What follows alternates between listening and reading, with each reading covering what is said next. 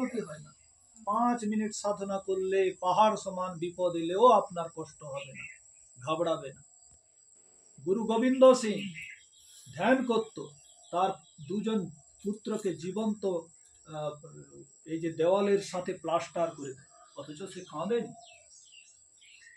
হ্যাঁ, আপনি জানবেন শিবাজি মহারানা প্রতাপ কেমন বীর যোদ্ধা ছিল। আর শিবাজির বংশধর একজন নাম সম্ভাজি মহারাজ। সম্ভাজি মহারাজের চিমটা দিয়ে চামড়া তুলে দিয়েছিল, একটু একটু করে নখ কেটে দিয়েছিল, আঙুল কেটে দিয়েছিল, গাঁট কেটে দিয়েছিল। তারা কিন্তু ভয়ে মানে নিজের ধর্ম ত্যাগ দেয়নি। কেন? এই প্রচন্ড শক্তি এসেছে ধ্যান থেকে, হৃদয় থেকে। ঈশ্বর ভিতরে বসে আছে, তাকে এই শক্তি দিয়েছে।